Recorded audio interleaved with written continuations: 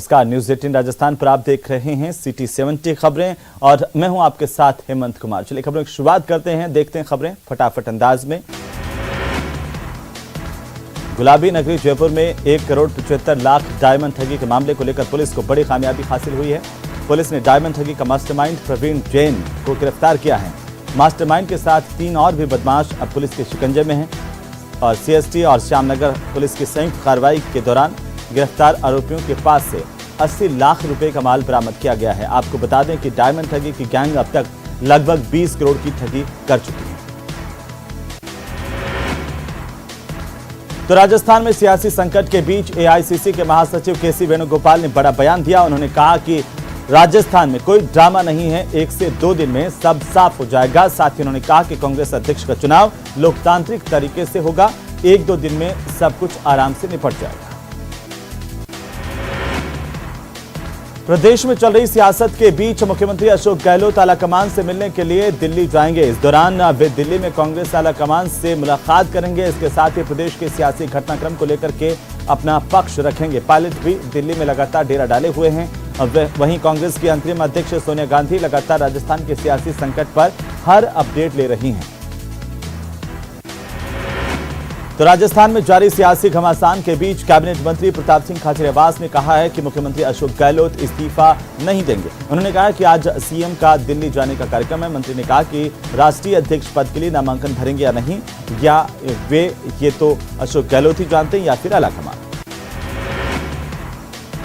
राजधानी जयपुर में सियासी हलचल चरम पर है। मुख्य सचेतक महेश जोशी, स्पीकर सीपी जोशी और मंत्री राजेंद्र यादव, प्रताप सिंह खाचरियावास आज इसी कड़ी में सीएमआर पहुंचे, मुख्यमंत्री से मुलाकात की।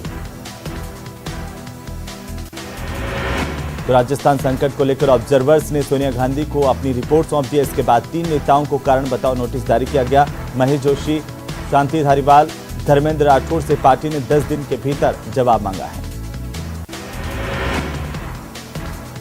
तो प्रदेश में चल रही सियासी उठापटक के बीच सीएम अशोक गहलोत दिल्ली रवाना होंगे। रात को 8 बजे उनके दिल्ली जाने का कार्यक्रम मुकर्रर किया गया। इस दौरान वे दिल्ली में कांग्रेस आलाकमान से मुलाकात करेंगे। साथ ही प्रदेश के सियासी घटनाक्रम के बारे में अपना पक्ष रखेंगे। तो बीजेपी के प्रदेश अध्यक्ष सतीश पूनिया ने सूबे के मौजूदा राजनीतिक हालातों को लेकर कांग्रेस पर जमकर निशाना साधा। उन्होंने कहा कि सूबे का मौसम तो सही है, लेकिन कांग्रेस का नहीं। कांग्रेस की अंदरूनी लड़ाई का असर जनता पर पड़ रहा है और पिछले 4 साल में जनता का जीना दुभर हो गया है। राजस्थान के सियासी संकट को लेकर मंत्री प्रताप सिंह खाचरियावास ने बीजेपी पर जमकर हमला बोला। उन्होंने कहा कि बीजेपी को वोट की चिंता है और आपसी लड़ाई को हम मिलजुल करके सुलझाएंगे। कैबिनेट मंत्री विश्वेंद्र सिंह ने बड़ा बयान दिया। कहा पार्टी हाईकमान सुप्रीम है और यहां पर मुख्यमंत्री अशोक गहलोत हैं, सुप्रीम है।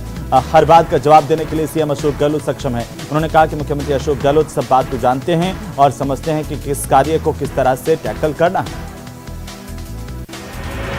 तो वहीं सियासी घटनाक्रम को लेकर चिकित्सा मंत्री प्रसाद लाल मीणा ने सचिन पायलट पर बड़ा हमला बोला। उन्होंने कहा कि जिन्होंने सरकार गिराने का काम किया उन्हें तोहफा नहीं दिया जाना चाहिए।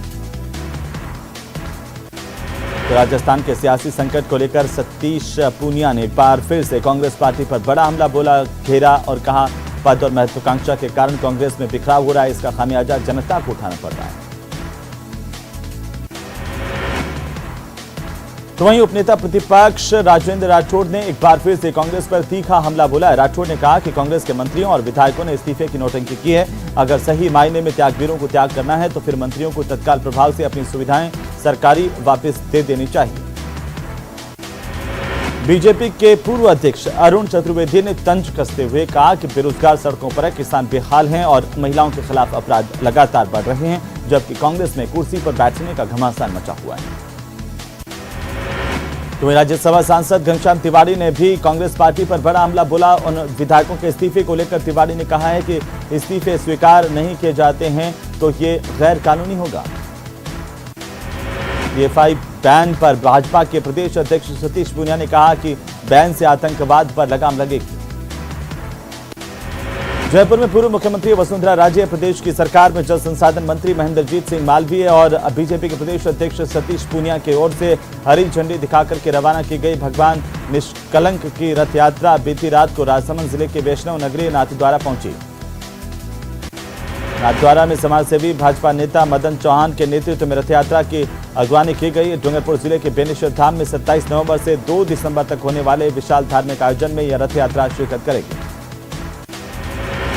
केंद्र सरकार की ओर से पीएफआई और उनके सहयोगी संगठनों पर प्रतिबंध लगाए जाने के फैसले का स्वागत किया जा रहा है। ऑल इंडिया सूफी सज्जादानशीन काउंसिल के चेयरमैन सैयद नसीरुद्दीन चिश्ती ने बयान जारी करके इस फैसले का स्वागत किया। तो सैयद नसीरुद्दीन चिश्ती ने कहा है कि पीएफआई पर प्रतिबंध की मांग सबसे पहले उनकी काउंसिल ने ही एनएसए अजीत डोभाल से मिलकर की थी। उन्होंने कहा कि प्रतिबंध का यह फैसला उन लोगों के लिए सबक है जो देश में रहकर देश विरोधी गतिविधियों में शामिल होते हैं। पाली शहर के लोग इन दिनों फैक्ट्रियों की चिमनियों से निकलने वाले प्रदूषण से परेशान हैं। फैक्ट्रियों के चिमनियों से उड़ने वाली कालिख आसपास के घरों की छतों पर जम जाती है और लोगों को घरों की छतों पर जाना भी दुश्वार हो जाता है। स्थानीय लोगों ने कई बार प्रशासन और पॉल्यूशन विभाग को शिकायत दी, लेकिन कोई समाधान नहीं निकला। यहां के लोग इसकी वजह से परेशान हैं। जयपुर में घटे सियासी घटनाक्रम को लेकर कांग्रेस आलाकमान ने संसदीय कार्य मंत्री शांति धारीवाल, मुख्य सचेतक महेश जोशी और कांग्रेस नेता आरटीडीसी के चेयरमैन धर्मेंद्र राठौड़ को कारण बताओ नोटिस जारी किया। 10 दिन में जवाब मांगा। जयपुर में एसीबी की टीम ने बड़ी कार्रवाई की। ज्योतिनगर थाने के एक हेड कांस्टेबल राजवीर सिंह को 5000 रुपए की रिश्वत लेते हुए रंगे हाथों गिरफ्तार किया है।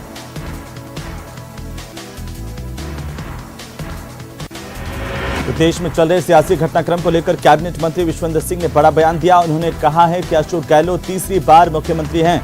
उन्हें मुख्यमंत्री के रूप में 14 साल का अनुभव है और ये टर्म भी वे पूरा करेंगे। नवरात्रि के मौके पर दौसा जिले के सागर में दुर्गा पंडाल सजाया गया है, जहां पर प्रतिदिन बड़ी संख्या में श्रद्धालु पहुंचकर पूजा अर्चना कर रहे हैं। वहीं शाम के समय दुर्गा पंडाल में महाआरती का आयोजन किया जाता है। दौसा जिले के बांदीकुई उपखंड के अनंतवाड़ा गांव में कच्चे बोरवेल में राज्य पशु ऊंट गिर गया। सूचना के बाद तत्काल प्रभाव से ग्रामीणों ने इस ऊंट को रस्से से रेस्क्यू किया, बाहर निकाला। नवरात्रि के दौरान मंदिरों में भारी भीड़ उमड़ रही है। विश्व प्रसिद्ध मेहंदीपुर बालाजी मंदिर में बड़ी संख्या में श्रद्धालु उमड़ रहे हैं। नवरात्र में उमड़ रही भीड़ और मंदिर की व्यवस्थाओं को लेकर के श्रद्धालुओं का कहना है कि मंदिर प्रबंधन इस और ध्यान नहीं दे रहा है। अगर सच में ये व्यवस्थाएं हो जाए तो ज्यादा अच्छा रहे। मंदिर में एंट्री के 2 गेट हैं, लेकिन मंदिर का जो प्रशासन है केवल एक समय में एक ही गेट से एंट्री देता है। यहाँ पर दर्शन करने वाले श्रद्धालुओं को 10 से 15 सीढ़ियां चढ़नी होती है। इसके बाद एक छोटे से मंदिर कैंपस से होकर के मंदिर के पीछे होकर के निकलना पड़ता है, जिससे कई बार भीड़ अनियंत्रित होती है। दौसा जिले के बसवा थाना इलाके के कोलना बस स्टैंड पर बीती रात को एक टायर ट्यूब की दुकान में वारदात हुई है। चोरों ने दुकान के पीछे वाला गेट तोड़ दिया। दुकान में रखे करीब 1 लाख रुपए के टायर ट्यूब चुरा करके फरार हो गए। विश्व प्रसिद्ध पर्यटक स्थल चांद बावड़ी पर 2 दिवसीय आभानेरी फेस्टिवल का आयोजन किया जा रहा है। इस फेस्टिवल में काफी संख्या में देशी और विदेशी सैलानी पहुंच रहे हैं। बीती रात को भी आभानेरी में गुजरात से विभिन्न राज्यों से आए कलाकारों ने एक से बढ़कर एक शानदार प्रस्तुतियां दी हैं।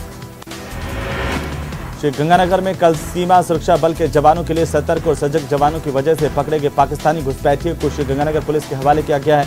सीमा सुरक्षा बल श्रीगंगानगर ने पाकिस्तानी घुसपैठियों के खिलाफ हिंदूमल कोर्ट थाने में मुकदमा दर्ज करवाया है।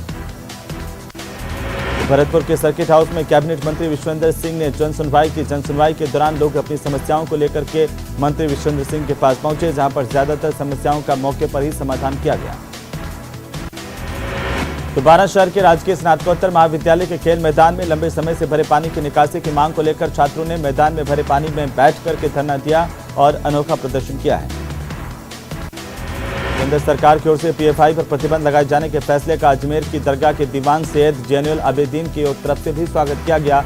कहा गया कि पिछले लंबे समय से इस संगठन की गतिविधियां संदिग्ध थीं और खुद उन्होंने 2 साल पहले इस पर प्रतिबंध लगाने की मांग की थी। अजमेर जिले के नया गांव प्रतापपुरा में मवेशी चरा रहे 4 मासूम बच्चों की एक नाडी में डूबने से दर्दनाक मौत हुई है। इसके बाद मौके पर पहुंची पुलिस ने सभी बच्चों के शवों को बाहर निकाल लिया है।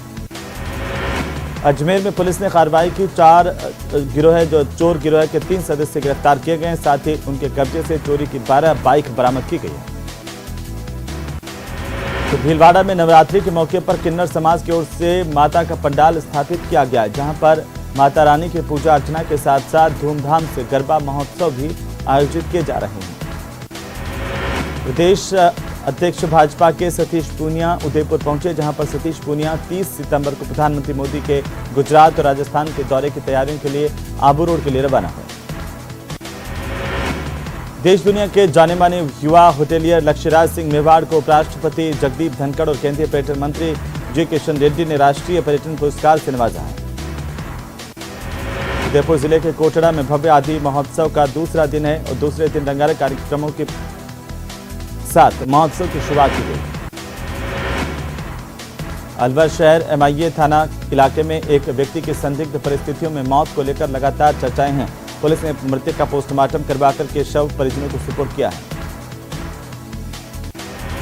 अलवर में NEB थाना इलाके में सोना विहार इलाके में देर रात को चोरों ने एक बंद मकान को निशाना बनाते हुए करीब 4 लाख के नकदी, सोने चांदी के गहने पार कर लिए। कोटा में सामूहिक बलात्कार की शिकार छात्रा को न्याय दिलाने के लिए अब अलग अलग सामाजिक संगठन आगे आ रहे हैं। दुर्गा वाहिनी की महिला कार्यकर्ताओं की ओर से भी पुलिस की तरफ से उचित कार्रवाई नहीं करने का आरोप लगाते हुए अब आंदोलन की चेतावनी दी गई है।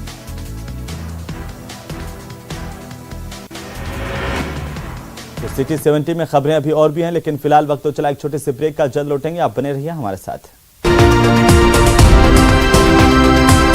सादुलपुर शहर के नंद प्लाजा के सामने सुबह जलदाय विभाग के वितरण वाली पाइपलाइन के टूटने से हजारों लीटर पानी व्यर्थ बह गया। पाइपलाइन टूटते ही पानी फव्वारे के तौर पर कई फीट ऊंचाई तक जाता हुआ दिखाई दिया। सादुलपुर पुलिस ने मादक पदार्थों के खिलाफ चलाए जा रहे अभियान के तहत 74 किलो अवैध डोडा पोस्ट के साथ 2 लोगों की गिरफ्तारी की है, जिनसे पूछताछ की जा रही है। इसी के साथ ही सिटी 70 में फिलहाल इतना ही। नमस्कार।